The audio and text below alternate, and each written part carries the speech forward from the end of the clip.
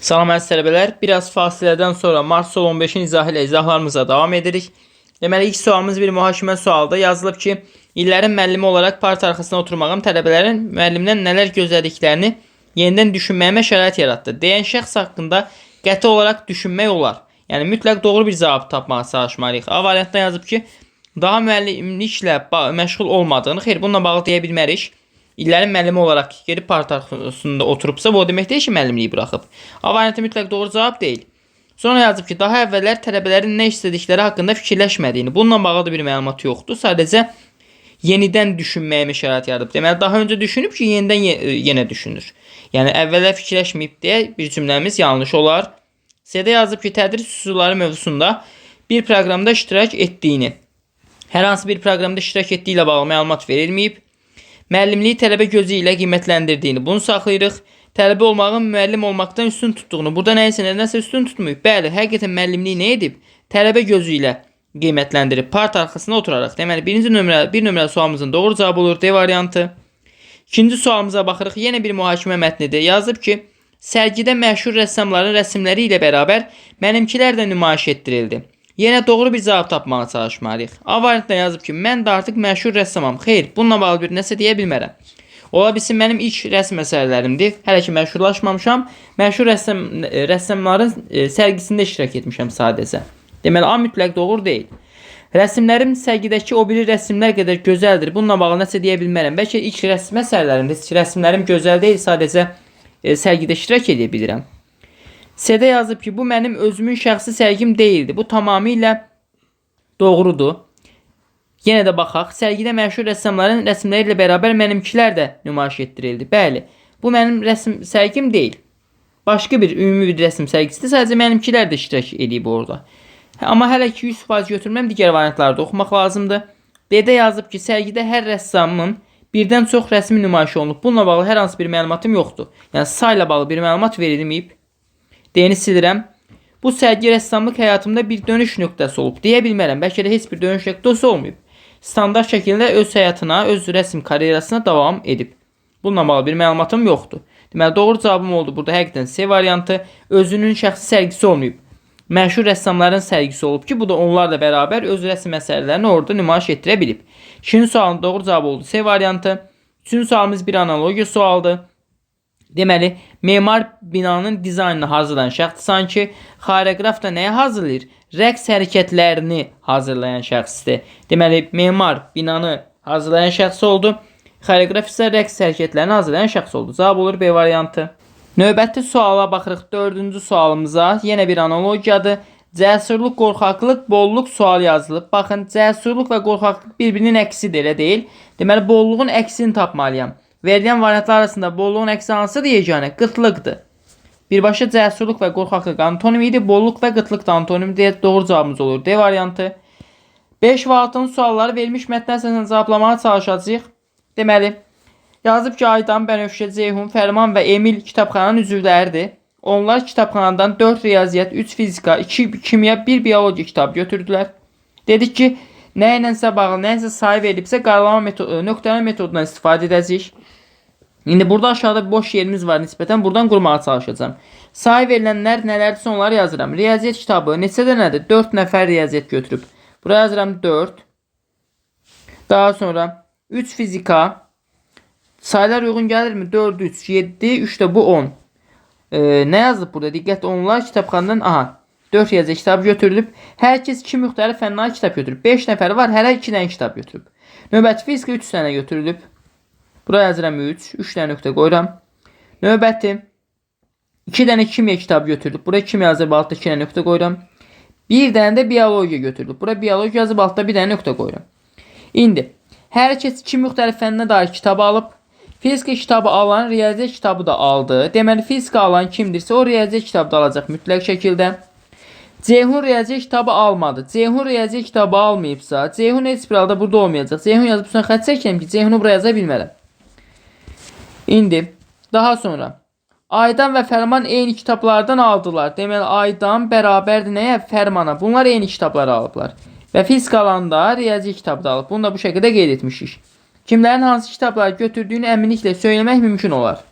Mən burada rahatlıqla deyə bilərəm ki, Ceyhun fizika kitabı da almayıb. Baxın, Ceyhun riyaziyyat kitabı almayıbsa, əgər fizika kitabı almış olsa, fizika kitabı aldığı üçün riyaziyyat kitabını götürməlidir. Axı riyaziyyat kitabını götürə bilməz də əvvəlcən yazıb xətt çəkmişdim. Demək Ceyhun burada da olmayacaq. Hər iki dənə kitab alıb deyək. Ceyhun biri olacaq kimyada, bir də olacaq biologiyada. Aydanla Fərman eyni kitabları alıblar, elə deyil və hərəsi 2 dənə kitab almalıdır. Bu halda mən bura Aydan yaza bilmərəm, bəs Fərmana yer qalmır. Və ya bura Fərman yaza bilmərəm, Aydan'a yer qalmır. O zaman mən Aydanla Fərmanı həm bura yazacağam, həm də baxın bura yazacağam. Hər 2 dənə kitab götürüb deyə. O halda kimlərin tapdığı götürdükləri kitabları dəqiq bilirəm. Aydan, Fərman və Ceyhunun tapdığı kitabları dəqiq bilirəm deyə. Birinci sualımın doğru cavabı olur A variantı. Növbəti 6-cı sual. Aşağıdakılardan hansı mütləq doğrudur? Emil kimya kitabı alıb. Bilmirəm Emil hardadır uşaqlar. Bunu deyə bilmərəm. Ancaq buradakı məlumatları Aydan, Fərman və Cəmil haqqında məlumatları deyə bilərəm. Fərman biologiya kitabı alıb yazılıb. Baxıram ki, Fərman biologiya kitabı almayıb. Cəmil alıb biologiyanı. Bu getdi. Bənövşə fizika kitabı alıb. Bilmirəm bununla bağlı məlumatım yoxdur. Biologiya kitabı alan oxucuya biologiya kitabı alan oxucu kimya kitabını da alıb. Bəli, biologiya kitabını alan oxucu kimya kitabını da alıb. Bu Cəmildir, elə deyil. C hərfindən başlayan bizdə kim idi? Ceyhun idi daha doğrusu. Ceyhun biologiyanı alıb, eyni zamanda kimyanı da alıb. Deməli, bu sualda doğru cavab olur. Məhz C variantı asan bir mətin idi. Çox da çətin deyildi. 7-ci sualımız şəkil münasibətlərlə bağlı bir sual tipidir. İndi diqqətlə baxmış olsaq uşaqlar. Oxumuz sol aşağı baxır, sağ aşağı baxır, sağ yuxarı baxır, sol yuxarı baxır. Saat əqrəbin əksi istiqamətlə fırlanır. Sol yuxarı baxan hara baxmalıdır? Sağ aşağı baxmalıdır. Saat əqrəbin əksi istiqamətlə 90 aşsa. Həqiqətən baxdı. Sağ aşağıdan sağ yuxarı getməlidir. Getdi. Sağ yuxarıdan sol yuxarı getməlidir. Getdi. Deməli saatin əksinə hərəkət edir. Sağ yuxarı baxan oxum növbəti şəkildə hara baxmalıdır? Sol yuxarı. Ox burada baxacaq sol yuxarı. Sonra sol aşağı, sonra sağ aşağı. Deməli sol yuxarı baxmalıdır oxum. B-ni silirəm, D-ni silirəm, Y-ni silirəm. Sol yuxarı baxan yeganə A ilə C-dir. İndi B hərflərinin və A hərflərinin vəziyyətinə baxaq, o hərflərin vəziyyəti fərqlidir. Deməli A buradaydı. Bir addım sola gəldi bura. Bir addım aşağı bura, bir addım sağa bura. Yenə saatin əksinə hərəkət edir. A hərfi buradaydı. İndi bir addım sağa atıb bura gəlməlidir. Buradan da hara keçməlidir uşaqlar? Sağdan da yuxarı keçməlidir. Baxın burada da keçib. A hərfi sağda olan bir dənə variantımız var. O da məsələn A variantıdır. Artıq uzatmıram. Digər hissələrdə 8-ci sualımıza keçirik. Şəkil ardıcığı ilə bağlı bir sual tipidir. DS işarəsi buradaydı. Bir addım sağa gəldi bura.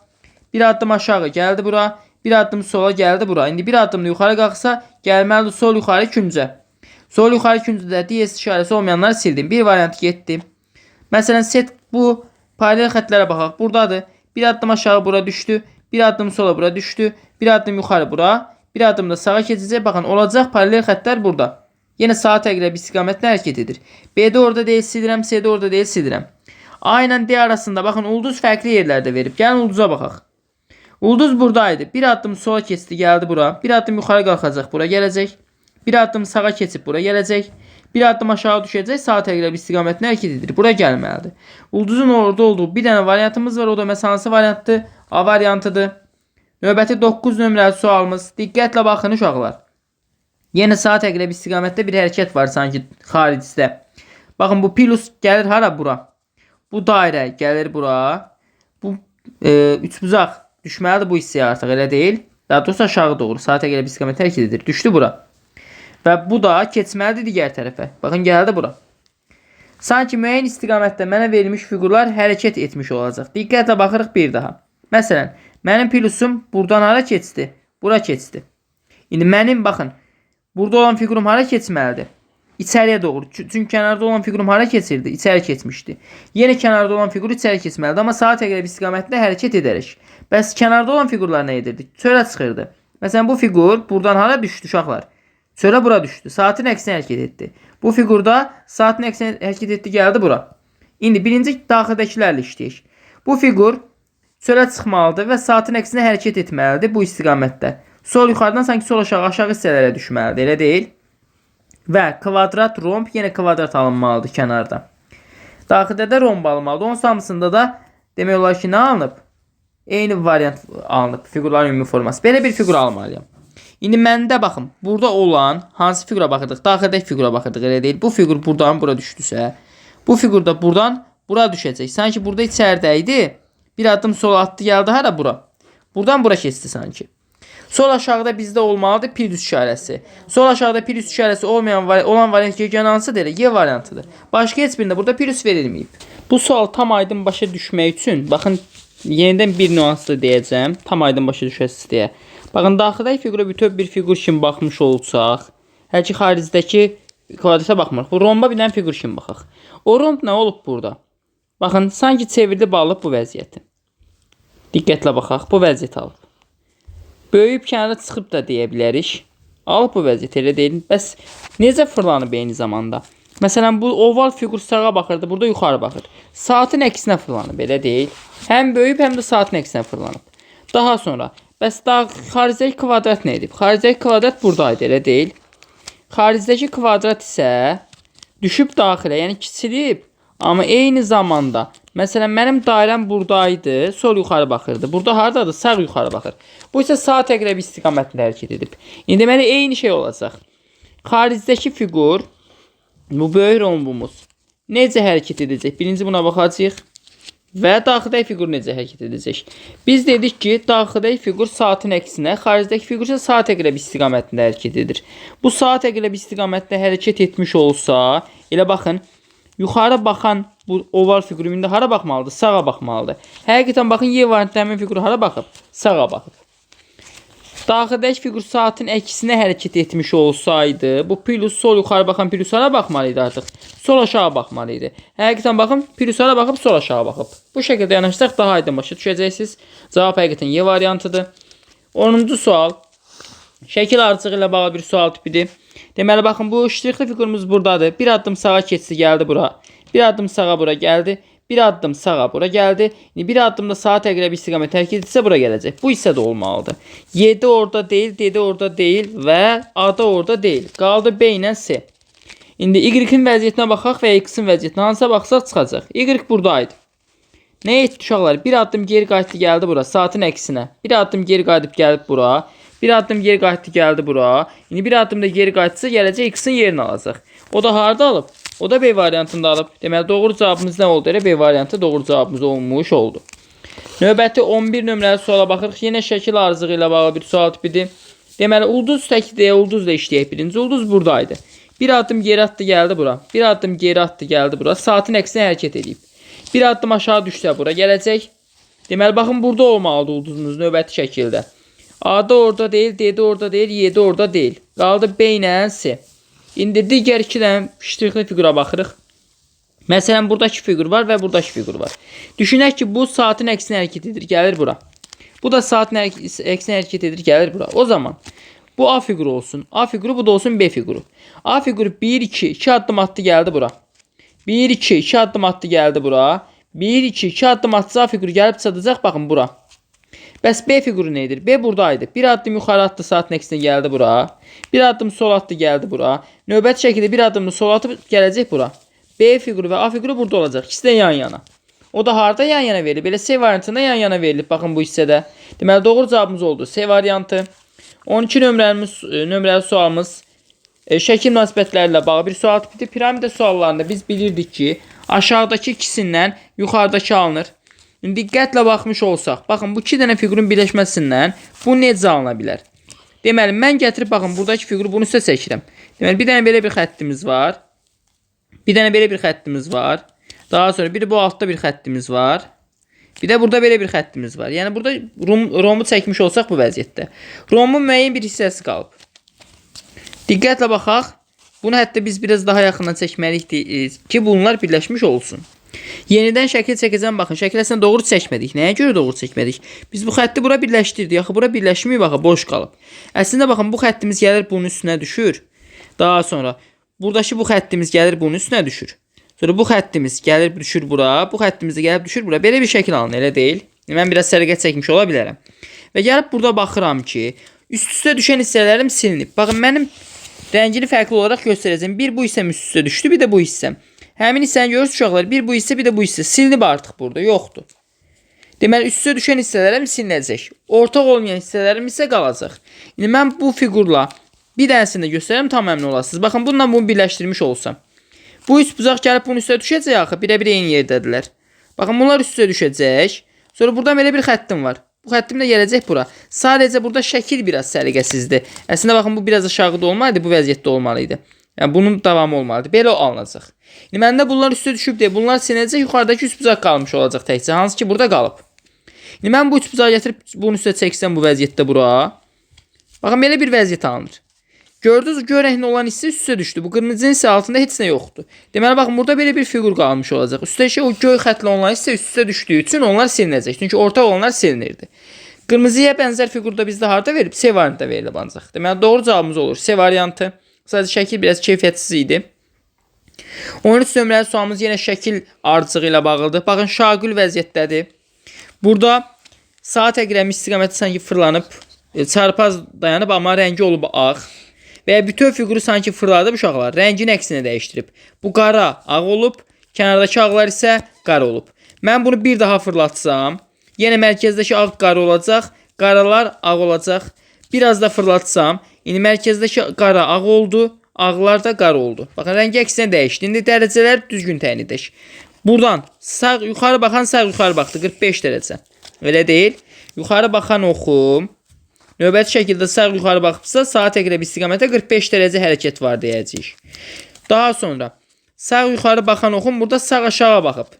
Sağ yuxarı baxan oxumuz sağ aşağı baxıbsa, saat əqrəbi istiqamətdə 90 dərəcə deyəcəyik. Deməli burada 90 dərəcədir. Daha sonra baxın, sağ aşağı baxan tam aşağı baxıb. Yenə 45 dərəcədir. İndi yenə 90 dərəcə olmalıdır. Aşağı baxan hara baxmalıdır? Aşağı baxan baxmalıdır sola doğru. İndi sola doğru baxacaq. Bu ortada zolağım gəlib düşəcək bu vəziyyətdə. Amma ağdırsa rəngi nə olacaq? Qara olacaq. Kənardakı qaralar isə rəngi ağ olacaq. Yəni belə bir vəziyyət alınacaq uşaqlar. Baxın, belə bir vəziyyət alınacaq. Bu da bizdə harda verib? Yəni B variantda verib. Deməli doğru cavabımız oldu B. 14 nömrəli sualımız yenə şəkil ardıcıllığıdır. Diqqətlə baxırıq ki, indi burada nə etmiş ola bilər? Baxın, mənim bu xətlərim bir addım sonra keçdi, gəldi bura. Daha sonra gəlib, baxın, 1, 2, 2 addım deyək gəlsin bura. Daha sonra 1, 2, 3 addım hərəkət edib yenidən bura gəlib, bu davamıdır. İndi 4 addım hərəkət edəcək. 1, 2, 3, 4 addım hərəkət edib eyni yerə gəlməlidir, amma eyni yerə gəlmədi. Deməli, bunun qayda-qanunluğu biraz daha fərqlidir. Gəlin görə başqa hansı qayda-qanunluq ola bilər? Fərqli yanaşa bilərik uşaqlar. Baxın, məsələn, necə yanaşa bilərik? Mənim burada solda olan bu şəklim olduğu kimi keçib hara? Sağa keçib bura. Baxın, birə-bir eyni vəziyyətdə. Sonra daha sonra geri qayıdıb, amma güzgü əksi olaraq qayıdıb. Gördünüz, bu bir güzgü əksidir. İndi nə edəcək? Baxın, birinci olduğu kimi keçəcək, olduğu kimi. Sonra güzgü olacaq. İndi sıra nədədir? Olduğu kimi keçmədədir. Olduğu kimi sağa doğru keçməlidir. Baxın, həqiqətən olduğu kimi keçdi bura. İndi nə olmalıdır? Güzgü olmalıdır. Güzgü əksi oldu bura. İndi olduğu kimi keçməlidir. Keçdi bura. İndi güzgü əksi olmalıdır bu hissədə. Baxın, bu fiqur güzgü əksi formasına verilməlidir. Necə ki, baxın, burada necə verilibsə güzgü əksi, burada da eyni vəziyyətdə güzgü əksi olmalıdır. Gəlib variantlara baxıram. Güzgü əksi olsa necə olacaq? Dairə. Baxın, güzgü buradadırsa, dairənin yaxını ağdır və ya güzgünün yaxını ağdır. Yəni ağ olacaq, uzağa qaradır. Uzağa qara olacaq, belə vəziyyət alınacaq. Baxın, güzgü əksində. Bir dənə də xəttimiz var. Gəlib varianta baxın. Bir dənə də xəttimiz, iki dənə də xəttimiz. Bir dənə də əslində xəttimiz. Biz bəzi variantları burada rahatlıqla silə bilərik. Çünki xətt sayı çox verilmişdi. Amma əsas hələ ki, fiqurun istiqamətinə baxaq. Sol tərəfə doğru ağ baxmalıdır. Variantda ağ baxmayıb. C-də ağ baxmayıb. Bunları sildim. Qaldı digər variantlar. İndi xətt sayına baxaq. Görək, xətt sayında nəsə dəyişməyəcək. Ola bilsin, xətt sayında da bir dəyişiklik olmalıdır. Əslində, xətt sayı olduğu kimi qalmalıdır. Çünki hamısında dairənin yanında bir xətt varsa, baxın, hamısında dairənin yanında cəmi bir xətt var. Deməli, yenə dairənin yanında cəmi bir dənə xəttimiz olmalıdır. Ona görə də biz baxan kimi B-ni də yeni də silə bilərdik burada.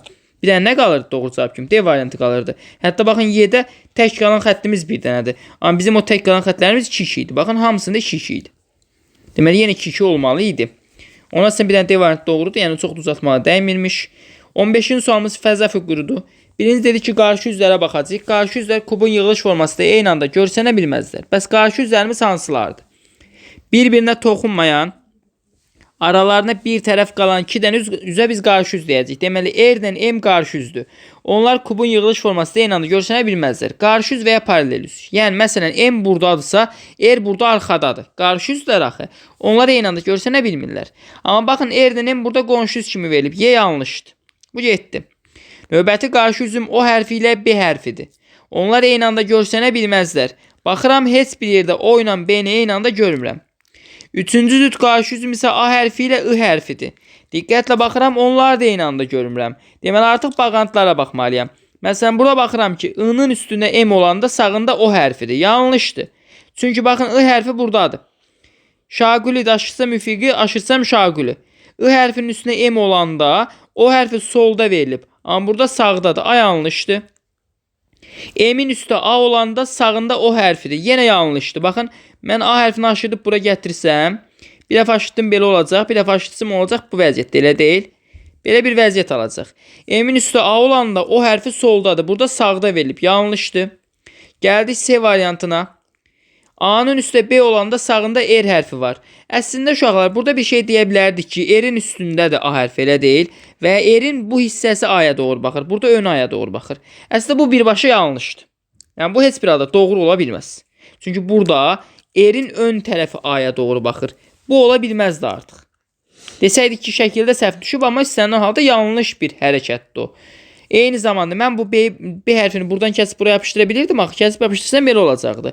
R-in ön tərəfi B-nin arxasına baxırdı. Amma burada E-nin ön tərəfi A-ya doğru baxırdı. Deməli C variantı istənilən halda yanlışdır. Doğru cavab kimi qalır D variantı. Gəlin dəqiqləşdirək indi D-ni.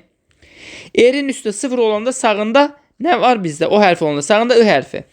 Bu vəziyyət yoxlamaq üçün hardan baxacağam uşaqlar? Bunu aşırsam müfiqi vəziyyətdə oldu belə. Buradan durub baxacağam. Soldan sağa baxanda bura mənim solumdur, bura mənim sağımdır, elə deyil. R-in üstündə O hərfi olanda sağ tərəfdə nə var? I hərfi var.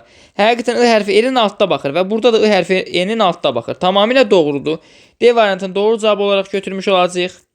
Baxırıq 16 nömrəli suala. Yenə bir fəza figurudur. Hansı variantın doğru olduğunu tapmağa çalışmalıyıq. Deməli, baxın, tutaq ki, buradan baxıram. 4-ün üstə 1 olanda bura mənim sağımdır, bura mənim solumdur, elə deyil. 4-ün üstə 1 olanda sağında 2 var. Deməli, baxın, 4-ün üstə 1 olanda sağında 2 var dedi, elə deyil. A variantı yanlışdır. Nəyə görə? Mən bu 1-i aşırdıb gətirsəm bura, 1 oldu burada. 4-ün üstə 1 olması üçün mən yuxarıdan aşağı baxıram.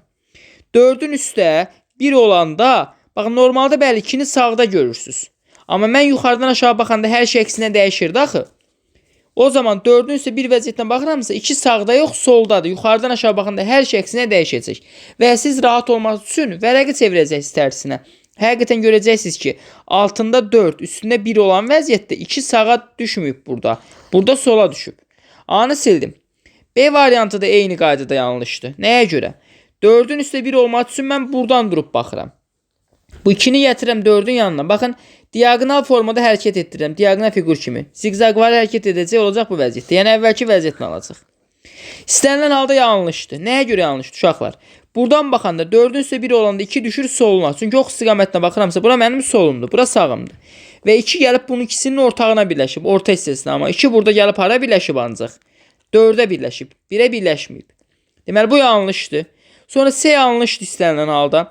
Çünki diqqətlə baxsaq 2 ilə 1 qonşu üzlərdir, elə deyil uşaqlar burada. 2 ilə 1 qonşu üzdür, amma burada C variantında 2 ilə 1-i qarşı üz kimi verib. 2 ilə 1 qonşu olduğu üçün bunlar mütləq şəkildə qonşu kimi verilməlidir, qarşı kimi verilə bilməzdir. C-ni sildim. Qaldı əlimdə Y variantı ilə D variantı. 4, 2 və 1 bizdə qonşu üzlərdir. Baxın, mən gəlib buradan baxsam, 4-ü aşırsam bura. Simmetrik fiqur D olduğu kimi düşəcək. 4-ün üstündə 1 olanda, bura mənim solumdur, bura mənim sağımdır, elə deyil. 4-ün üstə 1 olanda 2 hansı tərəfdə qaldı? Sol tərəfdə. Amma burada 4-ün üstə 1 olanda 2 sağ tərəfdə idi. Deməli, Y variantı yanlışdır, doğru cavabımız olacaq məhz D variantı. İndi baxın, biz nə edə bilərik uşaqlar? Mən bu 1-i kəsib buraya yapışdıra bilərəm. Rahat olsun deyə sağ tərəfində çəkəcəm. Bir də bu yana fırlatmayaq. Bu 4-ü onsuz simmetrik fiqurdur deyə gətirsəm bura. 4 oldu burada. Olduğu kimi qalacaq, yəni nəyə görə simmetrik olduğunu deyirəm. Yəni istiqamətdən baxmamıza ehtiyac yoxdur, özü alınacaq. Yuxarıdan aşağı baxıram 4-ün üstə 1 olması üçün. 4-ün üstə 1 olanda sağına 2 düşür həqiqətən. Çünki yuxarıdan aşağı baxanda hər şey əksinə dəyişirdi. Normalda solda gördüyünüz bu tərəf yuxarıdan aşağı baxanda sağda görünürdü. Cavab oldu 16-da D variantı. Keçirəm 17 nömrəli sualımıza. Yenə bir kub sualdır. Kubun 2 dənə görüntüsü verilib, biz də digər görüntüsünü tapmağa çalışacağıq indi. Deməli, nələrdən istifadə etmək olar burada? İndi ona diqqət yetirək. Bu sualda uşaqlar biraz şərtə əskikliğimiz var. Yəni şərti tam yazmamışam. Yəni bizə konkret deməlidir ki, kubun bütün üzləri müxtəlifdir, ya müxtəlif deyil. Ola bilsin bəzi tərəflərdə eyni üzləri var. Bunları bilməsək 100% qiymətləndirə bilmərik, amma biz indi düşünəcəyik ki, kubun bütün üzləri müxtəlifdir. Çünki bunu konkret şərtdə bizə verməli idi. Şərtdə verməyib təəssüf ki. Məsələn, mən nələrlə irəliləyə bilərəm? Baxın, mənim bu iki dənə diaqonalım, bir t-nin diaqonalı bu diaqonal, bir də bu öndəki diaqonal bir-birinə birləşib və bunlara doğru baxan belə bir c fiqurun var sanki və ya u hərfin var. Deməli, B variantına baxmış olsaq, T hərfin diaqonalı budur. C hərfi istiqamətdə bunlar bir-birinə birləşibsə, bu da digər diaqonal da burada olmalı idi. Bu zaman uşaqlar, bu diaqonalla bu fiqurum necə olacaq? Arxada olan diaqonalla qarşı yüz olmuş olacaq. Amma mən burada görürəm ki, onlar bir-birinə toxunublar axı. Və hansı istiqamətdən toxunublar? Bu kiçik olan tərəfdən toxunublar. O gəlsin ya bura düşsün o diaqonal, ya da bura düşsün. İstənilən halda digər diaqonal bu T hərfi ilə birləşmiş olmayacaqlar. Deməli, B variantı yanlışdır. B-ni sildim. Bu getdi. İndi uşaqlar, biz D variantını da silə bilərik. Nəyə görə D variantını silə bilərik? Bilirsiniz? Mən bu diaqonalı eyni üz kimi bilirəm, elə deyil, eyni üzdür. Düşündük ki, burada fərqli üzümüz yoxdur. Daha doğrusu eyni üzümüz yoxdur. Bütün üzlər fərqlidir. Bu diaqonalın 4 dənə qonşusu, bir dənə qarşısı olmalıdır. Yəni 6 dənə üzdən ixtiyari birini götürürəmsə, geri qalan 4 dənə üz bunun qonşusu olacaq, biri qarşısı. Qonşu üzlərindən biri budur 2, biri budur 3, bir də budur 4. Deməli, geri qalan üzü görmürəm və o üz hansı üzdürsə, bu diaqonalın nə idi? Qarşı üzüdür. Məsələn, D variantında plus verilib. Plusu görmürəm, deməli plus o görmədiyim üzdür. Və o diaqonalın qarşı üzü olmalı idi. Burada isə onlar qonşu üz kimi verilib. Eyni anda görsənirlər. Deməli, D variantı da məndə burada nə olacaq? Yanlış olmuş olacaq. Növbəti yanlış variantımız Y variantıdır uşaqlar. Nəyə görə Y variantıdır? Yəni, diqqətlə baxın. Mən dedim axı, görmədiyim üz hansıdırsa, o məndə diaqonalın qarşı üzü olacaq. Çünki diaqonalın qonşu üzlərini görürəm. Və burada belə bir nüans var. Baxıram ki, mənim bu düz xəttim C-nin altına doğru baxır. C-nin burada altına doğru baxan bu diaqonaldır. Deməli, əgər o doğru cavab variantı olmuş olsaydı, düz xətt gərək harda olaydı? Arxada olaydı ki, buradan C-nin altına doğru baxsın, elə deyil? Buradakı vəziyyət kimi. Əgər arxada olmuş olsa, yəni bu görmədiyim tərəf arxada olsa, C-nin altına doğru baxsa, o halda diaqonalla düz xətt nə olacaq? Qarşı yüz olacaq. Amma mən burada diaqonalla düz xətti eyni anda görürəm axı. Deməli, Y variantı da yanlışdır. Qaldı əlimdə A ilə C. İndi gəlin onları müqayisə edək. Bu hissəni silim, yenidən müqayisə edək. Növbəti yanlış variantımız isə C variantıdır. Nəyə görə? Baxın, mənim bu düz xəttimi görürsünüz. Bu düz xəttim bu ucdan baxır diaqonala doğru. Burada göstərib ki, diaqonalla görsün düz xəttin vəziyyətini. Heç bir ucu düz xəttin mənim bu diaqonalıma baxmır. Elə bəri başdan silmək olardı bunu. Amma burada bu düz xəttin ucu burada diaqonala doğru baxır. Birləşib ona. Deməli, C-də də doğru bir vəziyyət yoxdur. Onu da silən kimi doğru cavab kimi A variantı qalmış olur. Və keçirik növbəti 18 nömrəli sualımıza. Yazıb ki, alına biləcək fiquru seçin. Verilmiş 4 dənə şəkildən bir variant almağa çalışmalıyıq. Baxın, rahatlıqla silə biləcəyimiz variantdan biri A variantıdır. Çünki mənim burada iti bucaqlarım var. Mən bu iti bucaqlardan ancaq kvadrat yarada bilməyəcəm. Çətin olacaq. Bunu sildim. Bu getdi. Daha sonra digər variantları yaratmağa çalışmış olsaq, əslində bu 90 dərəcədir uşaqlar. Bunu da bilək mütləq. Düz bucaqlı, üç bucaqdır bu. Maksimum birini tutardı, bəs digərlərini. İndi bunu necə yaratmaq olar? Məsələn, mən bu bir nömrəli fiquru, gəlin görək C variantda yarada bilirikmi? Bir nömrəli fiquru yatırıb bura qoya bilərəm, biraz fırladıb. Bir nömrəli fiqur olar burada, baxın, biraz bu şəkildə çəkək. Bir nömrəli fiquru fırlatdım, qoydum bura. Bu 2 nömrəli fiqur bunun bu hissəsinə bənzir, elə deyil? 2 nömrəli fiquru fırlatdım, qoydum bura, biraz sərgəli çəkək. 2 nömrəli fiquru fırlatdıq, qoyduq bura. Daha sonra baxırıq indi 3 və 4 nömrəli fiqurlara. 3 və 4 nömrəli fiqurları necə yerləşdirmək olar? 4 nömrəli fiquru biraz fırladıb bura qoysaydıq uşaqlar. Baxın bu istiqamətdə. Yəni bunu biraz fırlatsaydıq. 4'ü bura qoysaydıq. 3 nömrəli fiquru da tərsinə fırladıb qoyacaqdı bura. Təbii ki, mən bunu biraz aşağıdan çəkməliydim ki, bu vəziyyətdə ölçülərimiz daha uyğun gəlsin. Baxın, belə olmalıydı. Bu bizdə oldu. Yuxarıdakı 2 nömrəli fiqur, soldakı 1 nömrə, 4 nömrəli fiqur, ən aşağıdakı bu fiqurda 3 nömrəli fiquru tərsinə çevirib qoymuşuq bura. Deməli, C variantı həqiqətən alınır deyə bu sualda doğru cavabımız olur məhz C variantı. Keçirik 19 nömrəli sualımıza. Şifrə sualdır.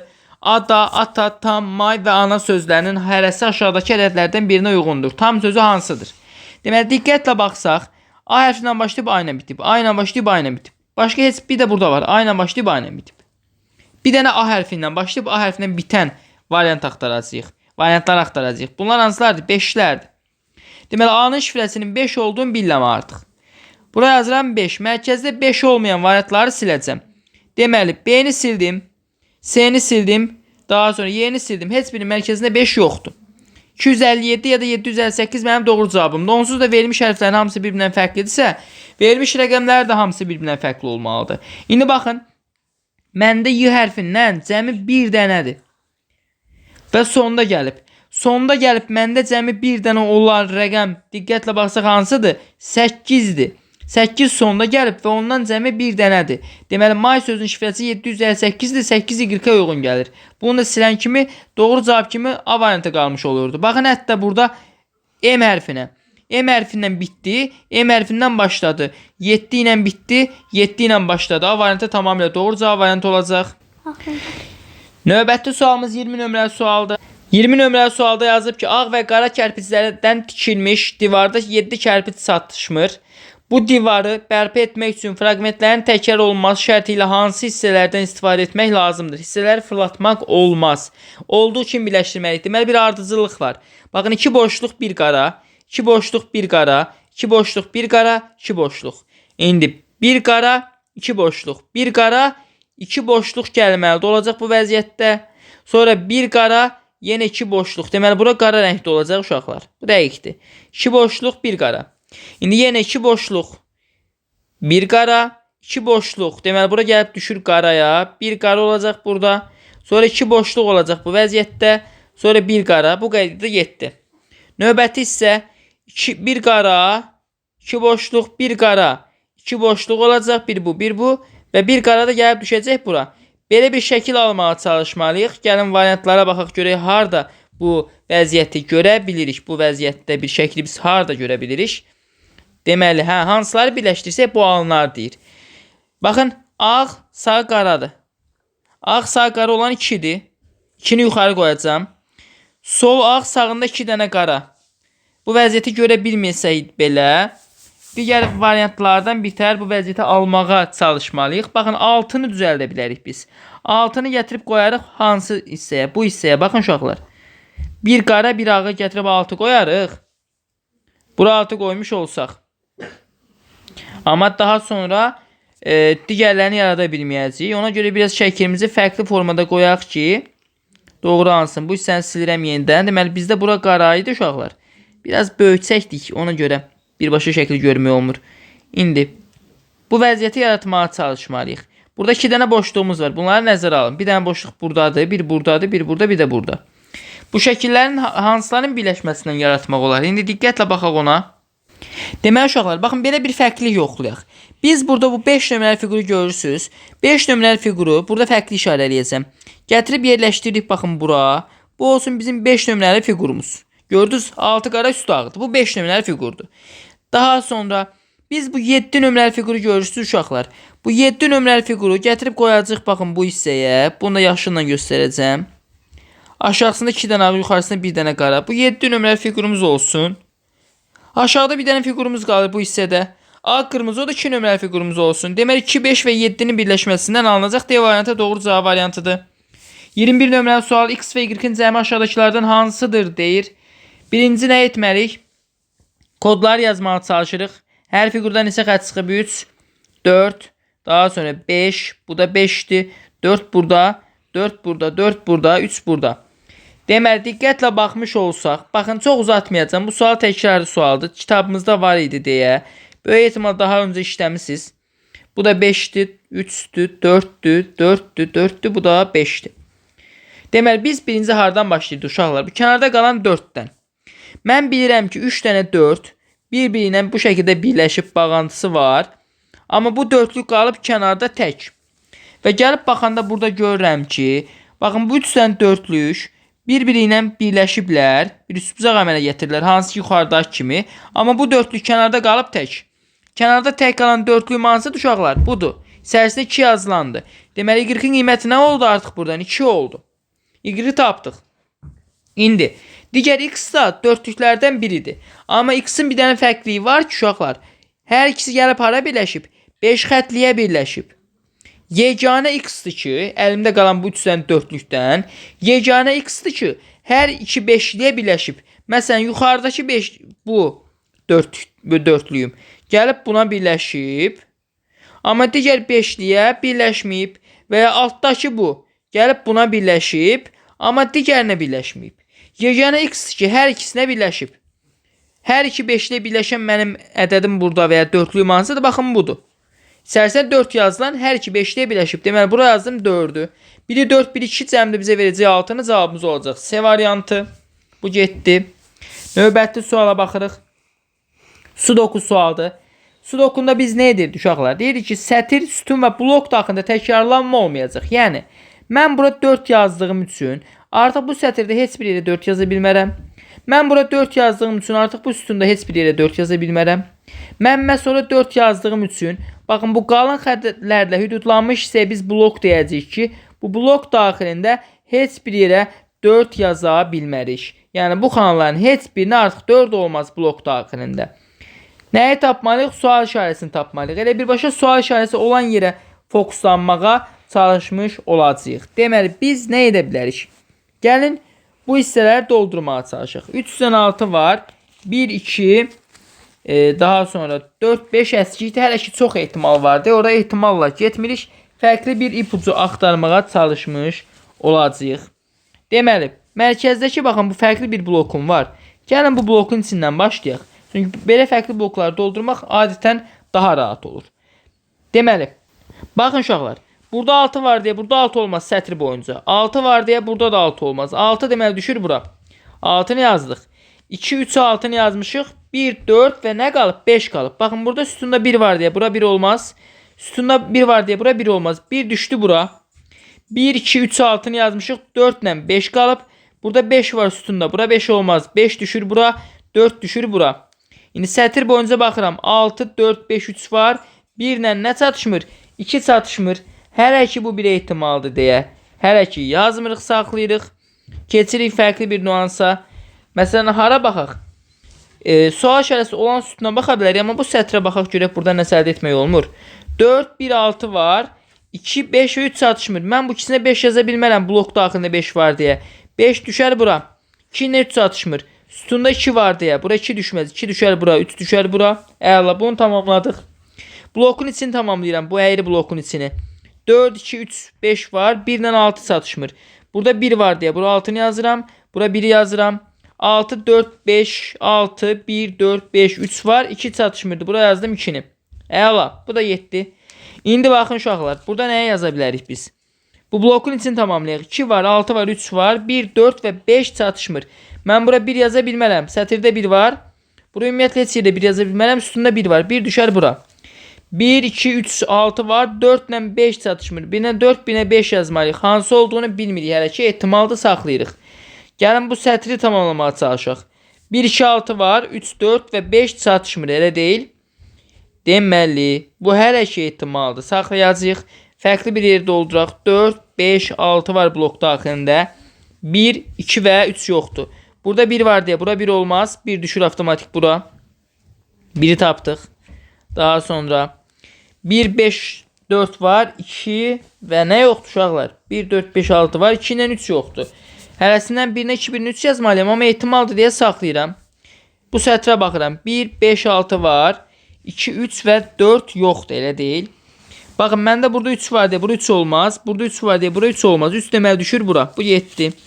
1, 3, 5, 6 var. 2 ilə 4 çatışmır. Bura 2 olmaz. Çünki onun sütunda 2 var. Bura 4 düşür. 2 düşür bura. Bu 7. İndi bu sütunu tamamlayaq. 1, 2, 3, 6, 4. Bura düşür 5. İndi bu bloku tamamlasaq. Baxın, buradakı əyri bloku tamamlasaq artıq cavab çıxacaq mütləq. 1, 2, 4, 5 var. 3'dən 6 çatışmır. Bura 3 olmaz. Sütunda 3 var. Bura 6 düşür. 3 düşür bura. İndi birbaşa bu sütuna baxıram uşaqlar. 1, 3, 2, 6 var. 4 ilə 5 çatışmır. Hələ də 4 ilə 5'i oradan qeyd eləyə bilmərik. Bu sətri gəlin tamamlayaq. 3, 1, 5, 6, 4 var. 2 düşdü bura. 2'ni tamamladıq. Baxın, bura nə düşür? Bunu tamamlayaq. 1, 2 var. 3, 5, 6 var. 4 düşür. Bura 4'ü tamamladıq. Sətr boyunca baxaq. 1, 4, 3 var. 2, 5, 6 çatışmır. Elə deyil. Baxın, 5 ilə 6 burada var deyə bu sətirdə bura 5 və 6'nı yaza bilmərəm. Avtomatik 2'ni yazacağım. 2 getdi bura. 1, 2, 4, 3 var. 5 ilə 6 çatışmır. Bakın burada 6 var diye bura 6 olmaz. Avtomatik bura 5 olar. 6 olar bura. Deməli sual işarəsinin qiyməti nədir? D variantı 5'dir. Rahatlıqla artıq tapdıq. Deməli 23 nömrəli suala baxırıq. K plus L plus M-in cəmini tapmalıyam. Mən bilirəm ki, S-i KL mədədinə vuranda aldığım ədədi yazıram bura. M-i KL mədədinə vuranda aldığım ədədi yazıram bura. Deməli M-in qiyməti 1 olmalıdır ki, mütləq şəkildə. KL-mə vurub eyni ədədin özünü alım. M-in qiyməti 1'dir. Bunu tapdıq artıq. Harda M-i görürəm, seyrinə yazıram 1'i. Növbəti 3'ü KL mədədinə vururam və buradakı ədədi alıram. Mən artıq bilirəm ki, KL-mi vurmuşam 3'ə, elə 723 almışam, elə deyil. 723'ü 3'ə bölüb KL-mi ala bilərəm. Heç uzatmağıma ehtiyac yox imiş. O halda 723'ü bölsə 3'ə biz nə alacağıq? 2 dəfə, 12-də 4 dəfə, 3-də 1 dəfə 241 alınmış olur. Deməli məndə KL mədədi 241'dir ki, mən onu 3'ə vurmuşam, 723 almışam. K məndə 2'dir, L məndə 4'dir, M də 1'dir. Cəmi də bizə 7'ni verir. Bu sualın doğru cavabı olur A variantı. Artıq digər hissələrdə vaxt itirməyimizə ehtiyac yoxdur. 24 nömrəli sualımız yenə bir hesab əməlidir. Verilmiş ifadənin qiymətini tapmağa çalışacağıq. Yenə eyni qaydada uşaqlar. Mən S-i L 9N ədədinə vuranda aldığım ədədi yazıram bura. R-i həmin ədədə vuranda aldığım ədədi yazıram bura. P-ni həmin ədədə vuranda aldığım ədədi yazıram bura. Deməli uşaqlar, nəyə diqqət yetirəcəyik? 3 rəqəmli və 4 rəqəmli ədədlərimiz var. Əsasən ona diqqət yetirməli olacaq bu nüansda. Mən çox rahatlıqla P-nin qiymətinin 4 olduğunu bilirəm. Nəyə görə? Bu P düşdü aşağı buraya elə deyil. Burada P ilə 8'i toplamışam, aşağı 2 düşüb. Deməli bu neçədir əslində? 12'dir. 12 olmaq üçün P 4 olmalı ki, 4'ün üstə 8 gələm, 12 alınsın, 2 yazaq, 1 yadda qalsın. P 4'dür. Harda artıq P-ni görürəm, seyrinə yazıram, mən 4 yazıram. Bunu bildim. İndi S-ə vurub son 4 ilə bitən bir ədəd almışam. Eyni qaydada S-i 9'a vurmuşam. Burada qalaqda qalıb. Böyük ehtimal qalaqda nəzərə almalıyam mütləq şəkildə. Baxın uşaqlar, mən burada 4'ü bu ədədə vurub yenə 3 rəqəmli bir ədəd almışam. Əgər məndə L-in qiyməti 3 olsa, 4'ü 3'ə vuranda bu 1200'lərdə bir ədəd alınacaq. Elə deyil, 4 rəqəmli bir ədədə çevriləcək. Deməli L 3'dən kiçikdir. L ya 2'dir ya 1'dir. 2 olaraq və ya 1 olaraq L düşünə bilərik. Əgər 1 olaraq düşünsəydik, buradan böyük ehtimal 4 rəqəmli ədəd ala bilərdik, 3 rəqəmli ədəd alardıq deyə. Amma bilmirik, bu bir ehtimal tələşi. 1 olaraq mı düşünəcəyik, 2 olaraq mı düşünəcəyik? Buna 100% qərar verə bilmərik. Ehtimalla yazmağa çalışmalıyıq. Amma bilirik ki, L-in qiyməti ya 1'dir ya da 2'dir. Elə ehtimal olduğu üçün gəlin biz burada elə birinci 1 deyək yoxlayaq. Görək L-in qiyməti 1 olsa nəsə əldə etmək olurmu? İndi baxın uşaqlar, mən burada 4'ü bu 190 neçəyəsə vurmuşam, bu ədədin özünü almışam. Bu halda F burada maksimum neçə ola bilər? 4'ü vuranda 1'ə 4 alınır. Burada əvvəldən qalıq qala bilərdi. F maksimum 5 olmalıdır. Gəlin yoxlayaq. 4'ü yenə vurdum C. Nəsə yadda qaldı, bilmirəm indi. Qaldı və ya qalmadı. 4'ü vurdum P-yə. 4'ü vursam P-yə, yəni daha doğrusu 4'ü vursam 9'a. 4 dəfə 9 36. Deməli tutaq ki, əvvəldən yadda qalmayıb. Əvvəldən yadda qalmayıbsa 6 yazaq, 3 yadda. 4 də 1 4, 3 də yadda 7. Artıq o zaman F'in qiyməti 7 olar. 6 olmaz. Birində 6 oldu, birində 7 oldu. Amma yadda qalan olmuş olsaydı. 4 dəfə 9 36, bir də yadda 37, 7 yazsaq, tutaq ki, nəsə yadda qalıb. 4 dəfə 1 4, 3 də yadda 7. F həqiqətən 7 olar. Bu halda ödəyərdim. İndi mən N-ə 3 verə bilmərəm artıq. 4 dəfə 3, daha doğrusu 2 verə bilmərəm. 4 dəfə 2 8 olar, yadda qalmaz. Amma N-ə 3 versək ödəyərdim. 4 verə bilmərəm. Nəyə görə 4 verə bilmərəm? 4'ü istifadə etmişəm. 5 versəm də uşaqlar 2 yadda qalmış olurdu. Amma mənə 1 yadda qalması lazımdır. Deməli N 3 ola bilər. 4 dəfə 3 12, 2 yazaq 1 yadda. 4 dəfə 9 36, 1 yadda 37, 7 yazaq 3 yadda, 4 dəfə 1 4, 3 də yadda 7. Həqiqətən ödədi. Bir problem yoxdur. Demək o ki, qiymətlərimizi tapmışıq. Amma dəqiqləşdirmək üçün davam etməli. Ola bilsin ödəmədi. Mən də S-i 4'ə 3'ə vurmuşam, sonra 4 ilə bitib. S neçə ola bilər uşaqlar? 8 ola bilər. 8 dəfə 3 24, 4 yazaq 2 yadda. 8 dəfə 9 72, 2 yadda 74, 4 yazaq 7 yadda.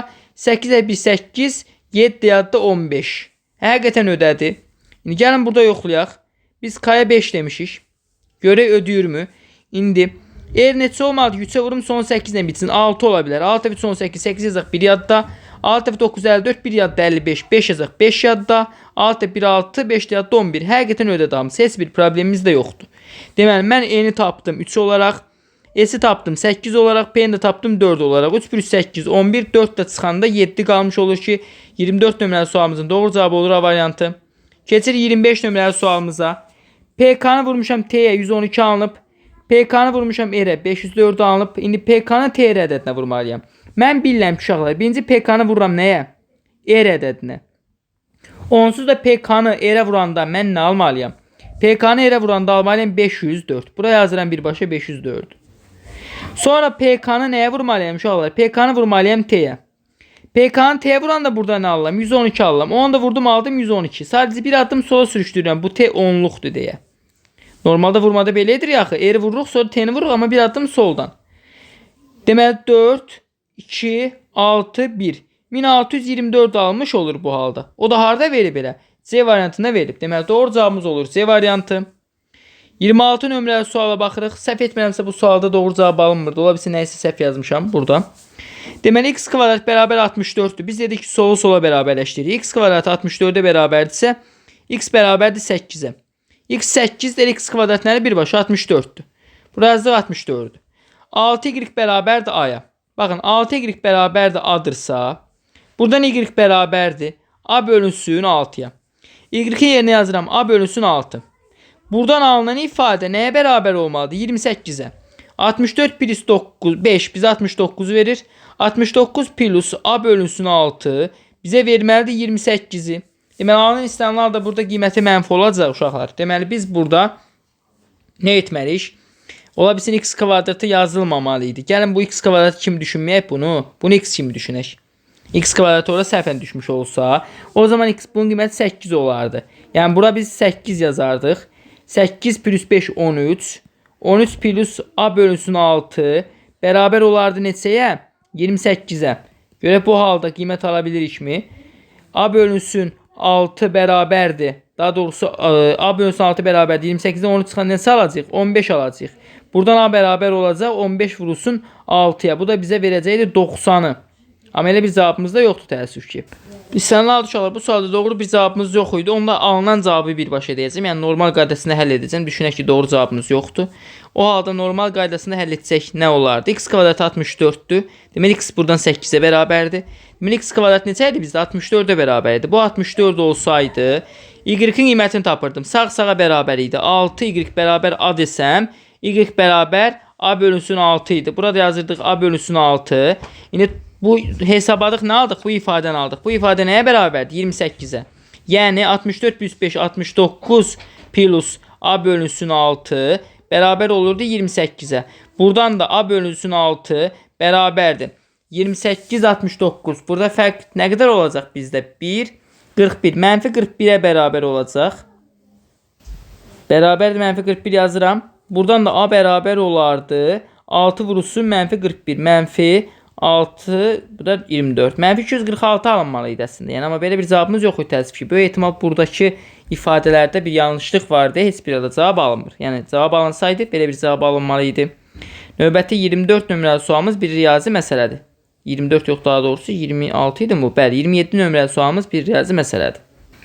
27 nömrəli sualımızda yenə çox kiçik bir yanlışlıq var. Burada 36 yazılmalı idi. Yazılıb ki, 36 şarı bütün oğlan və qızları elə payladılar ki, hər oğlan hər qıza nisbətən 2 dənə çox şar aldı. Yəni, məsələn, qızlardan biri 1 şar alıbsa, oğlanlar bunlardan 2 dənə çox alacaq. Neçə şar alacaq? 3 şar almış olacaq. Məsələn, qızlardan hər hansı bir 2 şar alıbsa, oğlanlardan hər hansı biri bundan 2 dənə çox 4 dənə şar almalıdır. 2 dəfə yox, 2 şar çox deyir.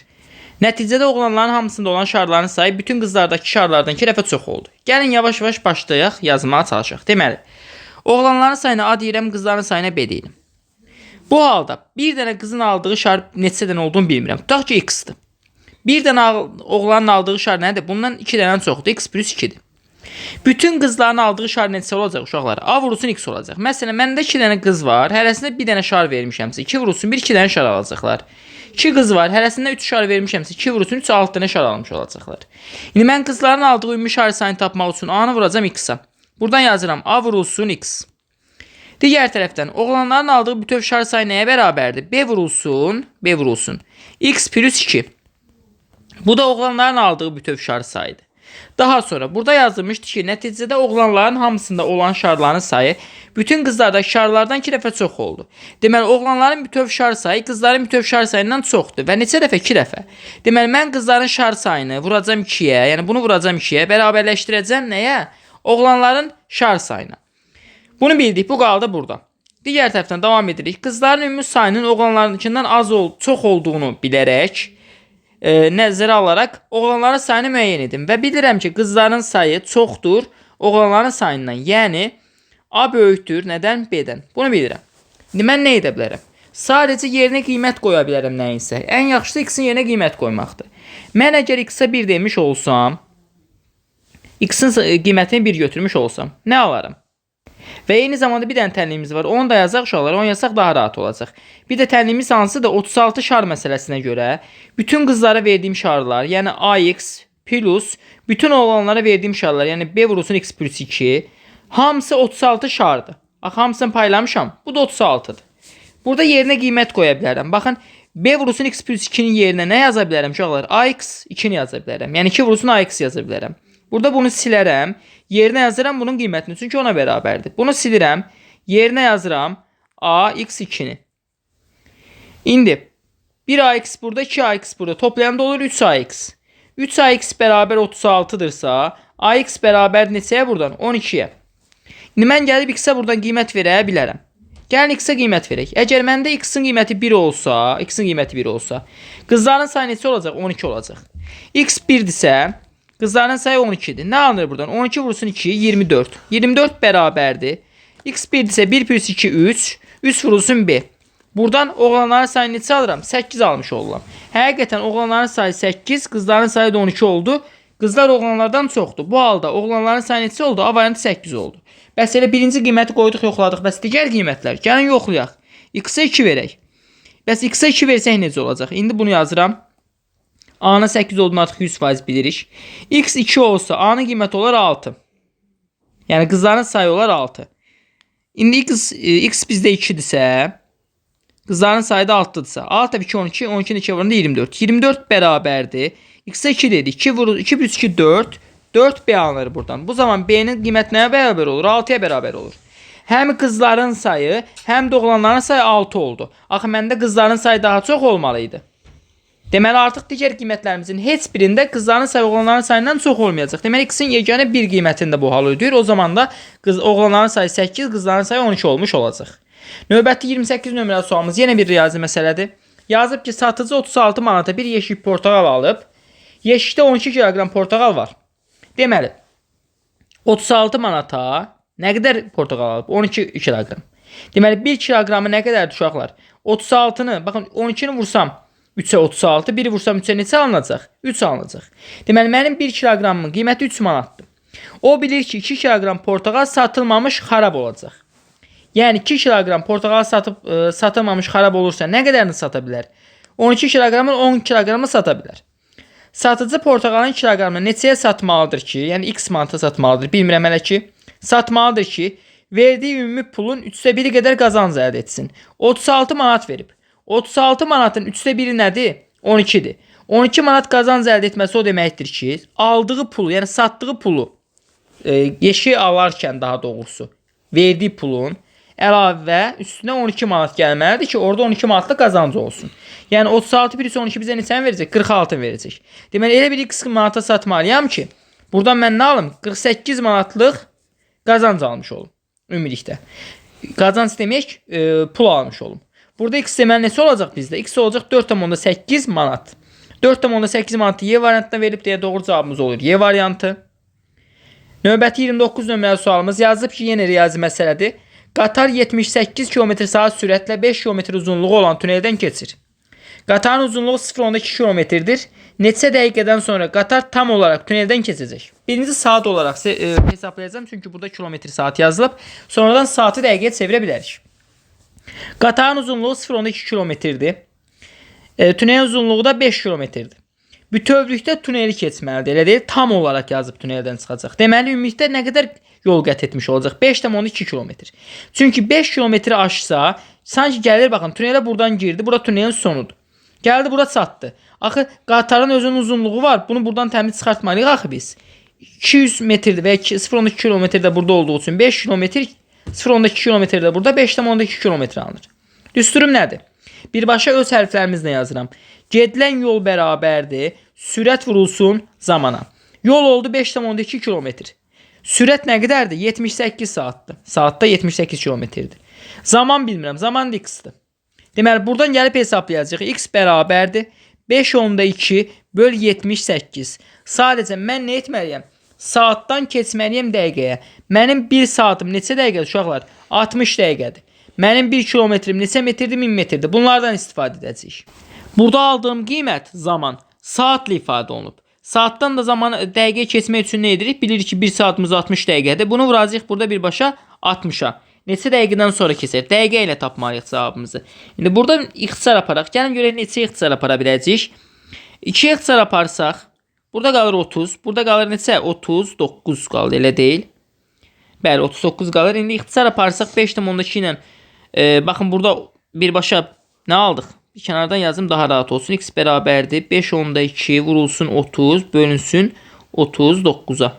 Biz burada 3-ə ixtisar apara bilərik. Yəni 3-ə ixtisar aparaq birbaşa 39-dan 30-u. Burada qalır 13. Burada qalır neçə? 10. İndi 5.2 ilə 13 ixtisar aparmaq olar. Bunu 52 kimi düşünürəm. Yəni 520. Birbaşa belə yazaq. 520 bölünsün. 52 bölünsün. 520 yox. 5.2-ni 10-a vuranda nə alır? 52 alınır. 52-ni 13-ə bölsə biz nə alarıq? 4 alarıq. Deməli, dəqiqəyə çevirəndə sonunda nə alınmış oldu? 4 dəqiqə alınmış oldu. Qatar bütövlükdə tuneldən 4 dəqiqəyə təmiz çıxmış olacaq. Cavab olur 4. D variantı və biz keçirik növbəti sualımıza. 30 nömrəli sual da yenə bir riyazi məsələdir. Yazıb ki, universitetdəki 1-ci kurs tələbələrinin 80% yataqxanada yaşayır və sonuncuların 60% əcnəbidir. Yataqxanada 1200 nəfər 1-ci kursda oxuyan əcnəbi tələbə yaşayırsa, universitetdə cəmi neçə 1-ci kurs tələbəsi var? Burada sonuncuların sualı sözü sizi çaşdırmasın. Bu sonuncu kurslar demək deyil. Bunu daha real olaraq versək yaxşı olardı. Əslən dibin sualıdır. Biraz çaşdırmaq üçün belə verib. Sonuncu deyək burada 4-cü kurs nəzərdə tutmur. Elə 1-ci kurs üzərindən gedirik. Yəni burada sonuncu söhbət nədən gedib? 1-ci kurs tələbələrinə gedib. O mənada deyir buna. Universitetdəki 1-ci kurs tələbələrinin 80% yataqxanada yaşayır və sonuncular, yəni 1-ci kurs tələbələri, həmin 1-ci kurs tələbələrinin yataqxanada yaşayan 1-ci kurs tələbələrinin 60% əcnəbidir. Yataqxanada 1200 nəfər 1-ci kursda oxuyan əcnəbi tələbə yaşayırsa, deməli, X sayda tələbəm var yataqxanada. Bunun 60%, X sayda 1-ci kurs tələbəm var. Bunun 60% əcnəbidir və nə qədərdir o? 1200 nəfərdir, bərabərdir 1200-ə. Buradan X-in qiyməti nəyə bərabər olacaq? 1200 vurulsun 100, bölünsün 60-a. İxtisar aparmış olsaq 0,7, 120-ni də 6-ya böləndə 20 alınacaq. 20-ni də vuracaq 100-ə 2000 alınacaq. Deməli, 1-ci kurs tələbələrinin sayı nə qədər oldu uşaqlar burada? 2000 oldu yataqxanada yaşayan. Mən də universitetdə cəmi neçə 1-ci kurs tələbəsi var, onu tapmalıyam. Universitetdə yenə X sayda 1-ci kurs tələbəsi olsun. Bu X sayda 1-ci kurs tələbəsinin 80% yataqxanada yaşayırdı. X-in 80% bizə neçəni verib? 2000-i verib. Bərabər 2000 yazsaq, indi burada X-i tapmaq çalışsaq, X bərabər olur 2000 vurulsun 100 bölünsün neçəyə 80-ə. İxtisarlarımızı aparmış olsaq, deməli 200-ün içində 80 neçə dəfə olacaq? Böyük ehtimal birbaşa ixtisar gedəcək burada. Olacaq 2 dəfə 160, 40-da da neçə olacaq? 400-də də 400 alınır ya 40 alınır. Diqqətlə baxaq. 400 sıfırımız da var axı burada. 400-də də 80 neçə vuracaq? 5 dəfə. 25-i də 100-ə vuranda 2500 alınır ki, deməli bütöv 1-ci kursların sayı 2500-dür. Onun 80%, yəni 2000-i yaşayır yataqxanada. O 2000-in də 60%, yəni 1200 nəfər nədir? Əcnəbi tələbədir. Cavab olur A variantı 2500 və keçirik növbəti sualımıza. 31 nömrəli sual. Yenə bir riyazi məsələdir. Yaş məsələsidir. Yazılıb ki, ata ilə oğlun yaşlarının fərqi oğulla qızın yaşlarının fərqindən 2 dəfə çoxdur. Deməli, ata anadan söhbət gedir, anadan da söhbət gedir. Ona görə gəlin ataya A deyək, anaya da B deyək. Deyir, ata ilə oğlun, oğula da deyirəm C. Ata ilə oğlun yaşlarının fərqi A-C. Oğulla qızın yaşlarının fərqindən 2 dəfə çoxdur. Qızın yaşı 2 olsun, oğlun yaşı C idi. C-2-dən 2 dəfə çoxdursa, C-2-ni 2-yə vuracam ki, bunlara bərabər edə bilim. İndi bunu sadələşdirsək, A-C bərabərdir 2C minus 2Q. Buradan mən nə edə bilərəm uşaqlar? C-ni bir tərəfə, Q-ni bir tərəfə ata bilərəm. A minus 2Q bərabər olar 3C-yə. Bu qalsın bir kənarda məndə. Və ya birbaşa A ilə ifadə edək. A bərabər olsun nəyə? 3C plus 2Q-yə. Belə də yaza bilərik. Deməli, bunu bildik. Amma doğru hesablayaq uşaqlar. Bu minusdur. Biz sol tərəf atanda bu plus olmalıdır axı buradakı minusumuz. Deməli, burada minus olacaq. Deməli, A bərabərdir 3C minus 2Q-yə. Bir kənardan yazıram qalsın burada. A bərabərdir 3C minus 2Q. Bu qaldı burada. İndi bu hissəni silib digər cümlələri hesablamağa çalışacağıq, qurmağa çalışacağıq. Sonra yazıb ki, ana yaşda oğlundan 2 dəfə böyükdür. Oğul C idi. Deməli, ana da B. B bərabərdir 2C-yə. Ana yaşda oğlundan 2 dəfə böyükdür. 3 ildən sonra ailənin bütün üzvlərinin ata, ana, oğul və qızın birlikdə yaşı 145 olacaq. 3 ildən sonra atanın yaşı A plus 3-dür. Oğlun yaşı məsələn, ananın yaşı B plus 3-dür. Oğlun yaşı C plus 3-dür və qızın yaşı Q plus 3-dür. Bunu bilirəm. Hərəsi nə qədər artmış olur? 3 yaş. 4 dəfə 3 12. Deməli, mən artıq buradan bilirəm ki, A plus B plus C plus Q 12 yaş, hərəsi 3 yaş böyüsə 12 yaş böyüyəcək və neçə olacaq uşaqlar cəmi? 145 olacaq. Buradan bilirəm ki, A, B və C, eyni zamanda Q-nün cəmi bərabərdir bizdə neçəyə? 133-ə. Bunların hamısının cəmi 133-dür. Daha nə yazılıb? 6 il əvvəl uşaqların toplam yaşı bütün ailə üzvlərinin yaşından 86 il az idi. İndi mən bu məlumatı yuxarıdan bir yerdə yazacağım qalsın orada. Sonuncu cümləmizdə qura bilək deyə. A plus B plus C plus Q bərabərdir 133-ə. Bu da qaldı burada. Bu hissəni silirəm. Son cümləmizi quraq. 6 il əvvəl hamısının yaşı 6 yaş daha az idi. Məsələn, atanın yaşı A minus 6 idi. Oğlun yaşı C minus 6 idi bu qaydada. Qızın yaşı Q minus 6, ananın yaşı da, ana da B idi. B minus 6'dır. Bunları bildik. İndi deyir ki, toplam yaşı 6 il əvvəl uşaqların toplam yaşı. Uşaqlar hansılardır? Qızla oğlandı. Toplam yaşı nəyə bərabər olur? C minus 6 plus Q minus 6. Yəni C plus Q minus 12. 6 il əvvəlki yaşı, bu yaşı. Ailənin bütün üzvlərinin yaşlarından 86 il az idi. Deməli, bunlar azdırsa, bunun üstə gəlirəm 86-nı və bərabərləşdirirəm nəyə? Ailənin bütün üzvlərinə. Ailənin 6 il əvvəl bütün üzvlərinin yaşı nədir? A, C, Q, B. Bunların hamısının cəmi. A plus C plus B plus Q və buradakı yaşların cəmi budur. Bunları toplasam nə alınır? 4 dəfə 6 mənfi 24. İndi, mən A, C, B, Q-nün cəminin 133 olduğunu bilirəm. Elə deyil buradan. Gətirib burada yerinə yazıram 133. 133. 133-dən də burada 24 çıxmış olsaq biz neçə alarıq uşaqlar? 109 alarıq. Deməli 109 bərabərdir C plus Q minus 12 86 plus bizə neçəni verəcək? 86-dan 12 çıxsaq bizə 74-ü vermiş olacaq. Buradan da C plus Q bərabər olacaq. 109-dan 74 çıxmış olsaq biz neçə alarıq? Burada alarıq 126 üstə 9 yəni 135. 135'i almış. 135 yox daha doğrusu. 135 niyə? 109'dan neçə çıxdıq? 74 çıxdıq. Elə 35'i almış olarıq. 135 dedim mən. 35 almış olarıq. İndi mən aldığım bu məlumatları gətirib yuxarıdan bir yerdən yazıram ki, C plus Q bərabər neçə? 35'ə. Bunları tapdıq. İndi bu hissələri silirəm. Yerimiz biraz azdır deyə. Atanın yaşını buradan müəyyən etməliyik. Atanın yaşı da baxın budur. A bərabərdir 3C minus 2Q. Bu tip suallarda biz demişdik ki, hamısını vahid bir dəyişənə gətirməyə çalışmalıyıq. Ya C-yə, ya Q-yə. Gəlin başlayaq. Baxın, əsas tənliyimiz də hansıdır? Budur. A plus B plus C plus Q bərabər 133'ə. Mən C plus Q-nün 35 olduğunu bilirəm. Bunu elə birbaşa buradan silərəm, yazarım neçə? 35. Bu zaman A plus B neçəyə bərabər olar uşaqlar? 133'dən də 35'i çıxmış olsaq, biz birbaşa alacaq burada neçə? 98 alacaq, elə deyil? 98. A plus B oldu 98. İndi mən B'nin də qiymətini bilirəm, A'nın da qiymətini bilirəm. A neçədir? 3C minus 2Q'dur. Bu A'nın yerinə yazaram 3C minus 2Q. Bu atanın yaşıdır. B'nin qiyməti də plus 2C. 2C'dir. Bərabərdir 98'ə. Buradan 3C'nin 2C'nin cəmi oldu 5C. Bu hissədən yazıram 5C. Bunu silə bilərəm artıq. Ehtiyac yoxdur buna. 5C minus 2Q bərabərdir 98'ə. Əvəz etməklə yazacağıq indi. Baxın, hansı neçəsə əvəz edə bilərik. Məsələn, buradan C nəyə bərabərdir uşaqlar? 35 minus Q-yə bərabərdir, elə deyil? Bu hissədən. C-nin qiymətini gətirib burada yerinə yazıram.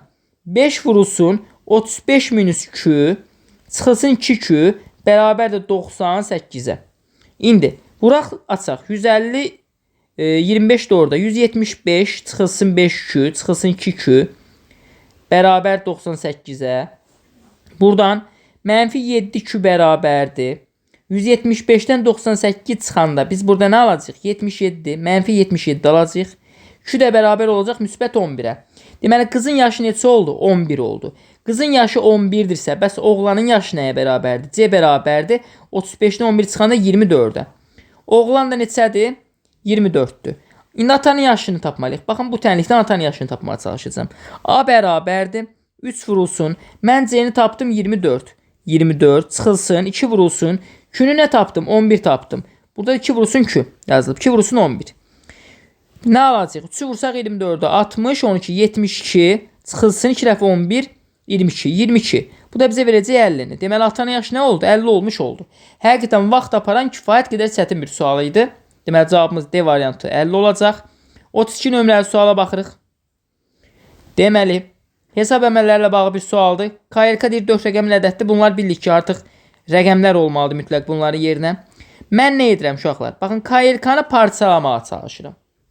KRK-nı necə parçalaya bilərik? Və ya KRK-nı K ilə bölə bilərəm. Bu da olar. Gəlin bölək.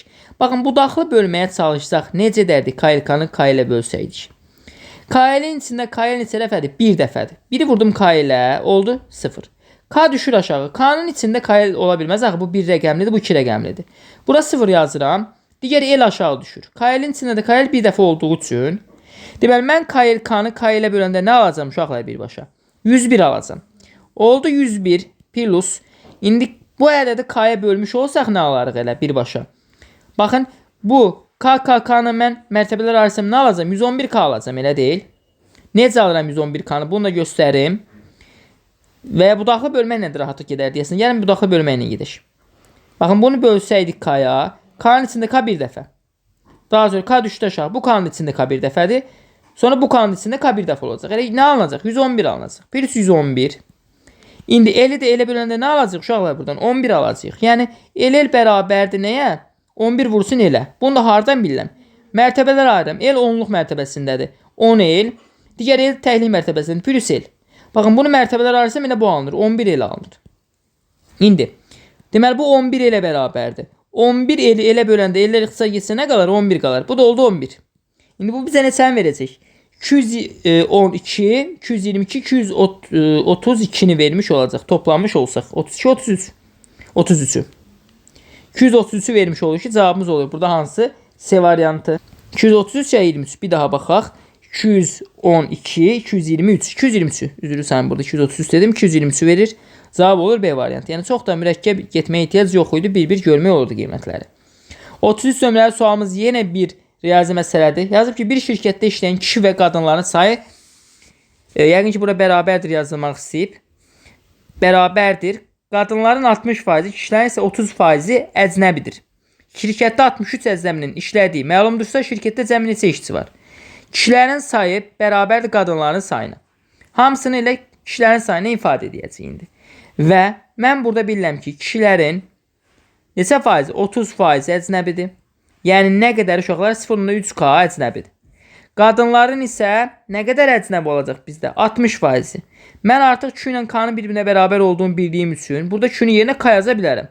Eyni zamanda bunun 60% bərabərdir nəyə? Yəni 0.6K-sı əcnəbilərə. Deməli bu 2 dənə ümumi cəmi neçəni verəcək bu ikisinin ümumi cəmi? 63 nəfər əcnəbini verəcək.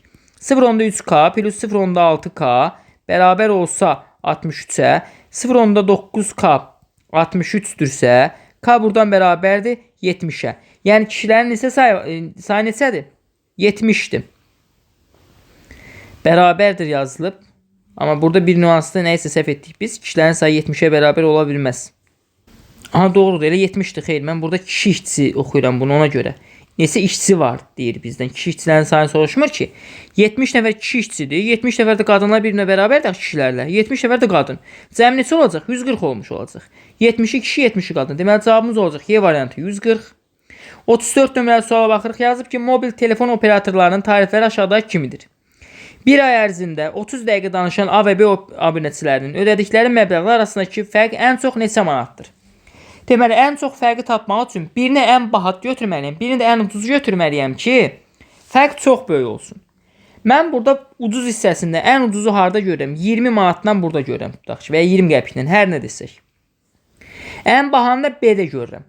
Deməli, çalışacağım ki, ucuz danışan A olsun, baha danışan B olsun ki, burada fərq çox alınsın. Çünki burada məsələn 60 götürsəm, amma 70'im də var axı. Daha baha danışa bilər hər hansı operator. Deməli, B operatorindən daha baha danışan götürəcəm birini. Birini də A operatorindən daha ucuz danışan götürəcəm. İndi, düşünürəm ki, 30 dəqiqə danışıb və hamısını ən ucuz qiymətə danışıb. Dəqiqəsi 20 qəpiyə. 30 dəqiqəni vuranda 20 qəpiyə. Nə alıram uşaqlar? 6 manat alıram, elə deyil. 600 qəpik və ya 6 manat. 10 manatda mənim nəyim var? Aylıq abunə haqqım var.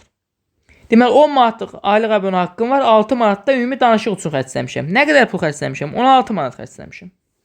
İndi düşünün ki, B operatoru isə aradakı fərq ən çox olması üçün ən baha qiymətə danışıb. Çünki A ən minimala danışmışdı.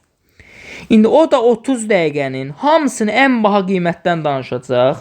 70 qəpikdən 30 dəqiqə danışsa neçə alınacaq burada? 2100 qəpik və ya 21 manat alınacaq. Ağa 5 manat da aylıq abunə haqqı var. Bunu yaddan çıxarda bilərik. Çıxartmamalıyıq daha doğrusu. Biz danışsaq da, danışmasaq da bunu ödəməliyik. 21 plus 5 də bizə neçəni verəcək? 26'ını verəcək. 26 manat da ən baha qiymət oldu. Deməli, ikisi arasındakı fərq maksimal neçə olacaq? 10 manat olacaq. Biz artıq bu 30 dəqiqəni digərləri arasında parçalasaq, heç bir halda gəlib bura çıxa bilmərik. Ən çox fərqi tapmaq üçün birini minimum götürməliydik və bütün dəqiqənin hamısını minimumla hesablamalıydıq. Birini maksimum götürməliydik və bütün dəqiqələri maksimumla hesablamalıydıq. Aylıq abunə haqqlarının da üstlərinə gəlib bir-birindən çıxdıqda ən böyük fərqi almış olacaqdıq. Cavab oldu. Y variantı 10. Keçirik 35 nömrəli sualı. Bir model sualıdır. Demin model sualıdır. Bunu bir saat kimi düşürəcəyik. Sanki saat 1:55'dir. 15 dəqiqə keçdi, saat nə oldu uşaqlar? 2:10 oldu. 5 dəqiqə sonra 10 dəqiqə sonra 2:10. Daha sonra baxın yenə 15 dəqiqə keçəcək olacaq 2:25. Yenə 15 dəqiqə keçəcək nə olacaq? 2:40. Yenə 15 dəqiqə keçmiş olsa neçə olacaq uşaqlar? 2:55 olmuş olacaq. 15 dəqiqə 15 dəqiqə. Cavabımız olur hansı? Y variantı. Sanki sadəcə bu elektron saatdır. 15 dəqiqə 15 dəqiqə zamanımız irəli gedir. 36 nömrəli sualımız yenə bir riyazi məsələdir. Yazıb ki 200 manata alınan malın qiyməti əvvəlcə 10% qalxdı. Sonra yenə 10% qalxdı, daha sonra 20% düşdü. Qiymət düşəndən sonra bu mal neçə oldu? 200 manatlıq məhsulu elə 200 manata satsam, bu 100% qiymətinə satmaq deməkdir məhsulu. Amma 10% qaldırıramsa birbaşa 110%-nə satıram. Yəni 200 manatlıq məhsulu 110% qiymətinə satıram. İxtisarlarımızı aparsaq burada nə alacaq? 220-ni almış olacaq. Və ya birbaşa 200-ün 10%-ni taparam, 20 üstə gələrəm. Deməli 220 manat oldu indi qiymətim. Daha sonra deyir 10% də qalxdı. Qalxırsa birbaşa nə edirəm? 100%-in üstə gəlirəm həmin faiz. İndi yenə 110%-ni hesablayıram. 110%-ni hesablasam yenə bu sıfırlar getdi. Nə alacaq uşaqlar? 22 vurulsun 11 alınmış olacaq. Bu da bizə 242-ni verəcək. 220, 24-də 242. Deməli 242 manat oldu son nəticədə qiyməti. Daha sonra bunu da 20% aşağı satıram. 242 manatlıq məhsul oldu qiymət satsaq 100%-i satırıq. 20% aşağı endiriksə bunun birbaşa 80% qiymətinə satırıq. Deməli bunun 80%-ni tapmağa çalışacağım. İxtisarlara apardıq. Deməli bunu da bölsək nə alınacaq? 24,2 vurulsun 8. Gəlin vuraq. 24,2-ni vursaq 8-ə. 8-də 2 16. 1 yadda 32 33. 3 yadda 16 3 yadda 19. 193 manat 60 qəpik eləyir. O da hardadır? A variantındadır. Deməli doğru cavabımız oldu A variantı. 37 nömrəli sualımız bir mətnin məntiqi təhlilidir. 37 nömrəli sualımız bir mətnin məntiqi təhlili dedik. Gəlin qurmağa çalışaq. Yazıb ki 9 gənc 3 janrda olan melodram, komediya və fantastika filmlərinə baxdılar. Məlumdur ki, hər kəs yalnız bir film seyr edib. Deməli, filmlərim hansılardır? 3 janrdır. Janrlarımız budur. Melodram janrıdır. M yazıram. Komediya janrıdır və fantastika janrıdır. Hər kəs yalnız bir film seyr edib. Komediyanın tamaşaçılarının sayı fantastik filmin tamaşaçılarının sayından bir nəfər az olub. Deməli, komediyada olan tamaşaçı sayı K bərabərdir nəyə? Bir nəfər az olubsa. Nədən? Fantastik filmlərdən. Deməli, bunun üstə bir gəlsəm nəyə bərabər olacaq? Fantastik filmlərə bərabər olacaq. Çünki bu fantastik filmlərdən bir vahid azdır. Sonra D, Y, F'dən heç biri komediyanı seyr etməyib. Deməli, baxın burada D-ni, Y-ni və F-i yazıb üstdən xətt çəkirəm ki, bunların heç biri burada olmayıb. C, H, J-dən heç biri fantastikanı seyr etməyib. C, H və J-dən heç biri də fantastikanı seyr etməyib. Melodramı yalnız Y və F seyr edib. Deməli, melodramda yalnız Y və nə var? F var. Elə deyil uşaqlar. Bunu yazdıq bura. Fantastikanı hansılar seyr ediblər, onu tapmalıyıq. Mən bilirəm ki, hər ancaq yalnız bir film seyr edib. Y, F melodramdırsa artıq bitdi. Digər hissələrdə olmayacaqlar. Deməli, 9 nəfərdən 7-si qaldı. Və bilirəm ki, baxın, 7 dənəni necə paylamalıyam?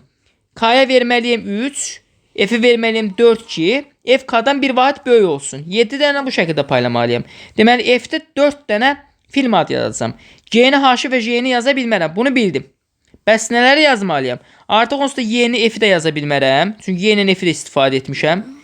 1, 2, 3, 4, 5. 5 dənə istifadə etmişəm. Onsuz da geri neçəsi qalıb uşaqlar? 4 dənəsi qalıb. C, H, J, Y, F çıxandan sonra A, B və C qalıb. Elə deyil. A, B, C və nə qalıb burada? Bir dənəsi də qalıb. A, B, C və D qalıb elə. Bəli. Qalan A, B, C, D-ni məcburən bura yazmalıyam. Çünki 4 nəfər yazmalıyam bura. A, B, C, D-ni yazdım bura. Deməli, A, B, C, D-ni bura yazmışam. Y-ni, F-i bura yazmışamsa geri qalan üçünü də hara yazmalıyam məcburən? Komediya janrına yazmalıyam. İndi mən də onsuz heç onu axtarmağa ehtiyac yoxdur. Onsuz da məlumdur, amma axtarmağa ehtiyacım yoxdur. Fantastik janrda olanlar hansılardır məndə? A, B, C və D-dir. D variantı doğru cavab olacaq. Asan bir mətin idi. Növbəti sualımız yenə bir riyazi məsələdir. Yazıb ki, çənin ağırlığı su ilə dolu olduqda 1400 kiloqram, 4də 1 hissəsi su ilə dolu olduqda isə 500 kiloqramdır. Boş çənin ağırlığını tapın. Yuxarıdan bir yerdən hesablamağa çalışacağım. Baxın bu nüansdan, bu hissədən. Çənin ağırlığı su ilə dolu olduqda, çənin öz ağırlığı C olsun, su ilə və ya suyun ağırlığı su olsun, çənin öz ağırlığı C olsun. İkisi birlikdə çənin ağırlığı su ilə dolu olduqda nə qədər olur uşaqlar? 1400 oldu, elə deyil, 1400 kiloqram olmuş olur. Qeyd edirəm bura 1400 kiloqram. Daha sonra deyir ki, 4də 1 hissəsi su ilə dolduqda. Yəni suyun bütöv ağırlığı S-dir. Amma S-in hamısı dolu deyil. 4də 1 hissəsi oradadır. O halda suyun indiki həcmi nə olacaq? 4də 1 S olacaq. Əgər dolu olsa suyun bütün həcmi S olardı. Amma indi 4də 1-i doludur. 4də 1 S plus çənin ağırlığı dəyişmir. Bərabər olur neçə? 500 kiloqrama. Mən buradan çənin ağırlığını tapmalıyam. Boş çəni, yəni çəni tapmağa çalışmalıyam. Gətirib nə edəcəm uşaqlar? C ilə ifadə edəcəm hamısını. S bərabər olur nəyə? 1400 çıxsın C-yə. İndi S-in bu qiymətini gətirib burada yerinə yazıram. Yəni 4də 1 vurulsun. 1400 çıxılsın C. Bərabər plus buradakı C-miz bərabərdir 500 kiloqrama. İndi 1400-ü mən 4-ə bölsəm nə alacam burada? 3 dəfə 350 çıxılsın 4də 1 C plus C. Bərabər olur 500-ə. Daha sonra C-dən 4də 1 C-ni çıxanda 4-dən sanki 4də 1 çıxıram. 4də 3 C qalır. Bərabərdir. 500-dən 350-ni çıxanda qalır neçə? 150. İndi buradan C bərabərdir. 150 vurulsun. Bölmək tərsinə vurmaq deməkdir. 3-də 4-ə. Buradan da birbaşa 150-ni 3-ə böləndə 50 alınacaq. 50-ni də 2-yə vursaq nə alacaq biz uşaqlar? 50-ni də 2-yə vursaq biz alacaq 200. Deməli boş hissənin ağırlığı nə qədər oldu? 200 olmuş oldu. Cavab burada olur. D variantı. Yerinə qiymət qoymaqla yazmaq olardı mı? Əlbəttə olardı, amma vaxt ikisi idi. 38-ci suala qədər gəldik. Baxaq burada çoxmu sualımız qalıb. Əslində çox sualımız qalmayıb. Cəmi 45 dənə sualdır. Amma təəssüf ki, indi dərsə girməli olduğum üçün davamını növbəti izah videosunda atacağım. 38-ə qədər izah etdim. 39-dan sonra isə növbəti izah videosunda göndərmiş olacağım. Mütləq şəkildə videoların vaxtını qaçırtmamaq üçün ən yaxşısı bildirimləri açıq qoymağınızdır ki, YouTube-a atan kimi bildirim düşsün ki, girib izləyə biləsiniz, səhvlərinizə baxa biləsiniz. Çünki hər dəfə WhatsApp qruplarına videoları göndərə bilmirəm yadımdan çıxdığı üçün. Ona görə çalışın, mütləq bildirimləri açın ki, birbaşa video paylaşıldıqda gəlib düşmüş olsun. Və təbii ki, abunə olmamışsa, abunə də olsanız əla olmuş olacaq. Növbəti videolarda görüşənə qədər hələlik.